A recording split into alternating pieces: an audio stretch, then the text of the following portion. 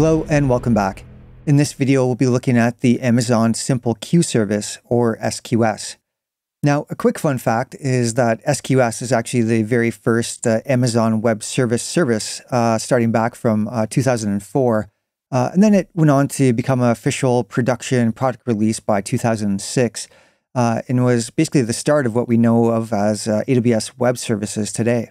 Now, even after all this time, SQS is a heavily used core service of AWS. Now, we won't be getting into too much depth here on the service, but you'll need that high-level understanding of what the service is used for. So, as the name implies, the Simple Queue Service is a managed messaging queue service. You can use SQS for a number of use cases, but it's largely used to decouple parts of your application.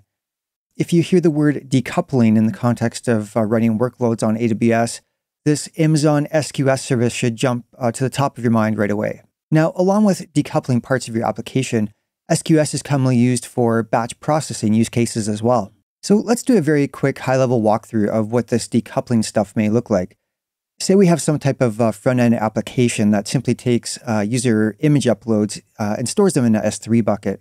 Then we have a need to convert that image into a smaller thumbnail size image. Now, say for our example use case here, we don't really care too much about how much time it takes to get our thumbnail image processed, but for our optimal user experience, we need to quickly handle that initial upload request. Now, maybe our users all use the application at a certain time of day, and we get sudden spikes of traffic. We can leverage SQS here to essentially break apart the application functionality from the upload aspects to the thumbnail image processing. This can let us scale our front-end service, which is that user-facing image upload experience, to ensure the requests are handled very quickly. Now, as part of the image upload request, we may throw a message onto the SQS queue, just saying, that image is ready to convert and the S3 image location to find the image. Our front-end service is what is referred to as the producer. It's the producer of the messages being sent into SQS. So maybe tens of thousands of image uploads happen within a span of an hour. Our front-end service scaled to handle the request just fine, and now we have thousands of images that need to be converted into thumbnails.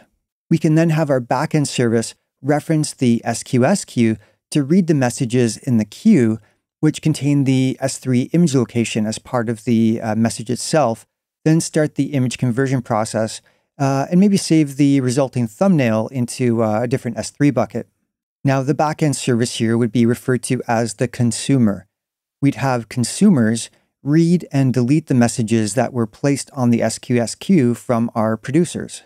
Now, because this thumbnail generation isn't a time-sensitive thing in our example here, we may want to have a small group of EC2 spot instances doing this processing work.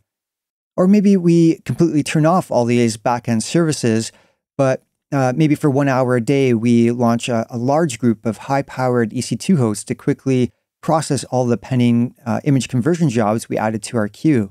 Now, there's, again, a number of ways to leverage SQS and do decoupling and batch-based processing using the service that we won't really get into for the scope of the video and this exam scope here. But just keep in mind that SQS is a great option when you need something to help decouple parts of your application. Now, this SQS service pairs well with the Amazon Simple Notification Service called SNS to enable a variety of extra application and infrastructure capabilities as well. Now, we'll be exploring this SNS service in the next video. So thanks for watching, and I'll see you in that one.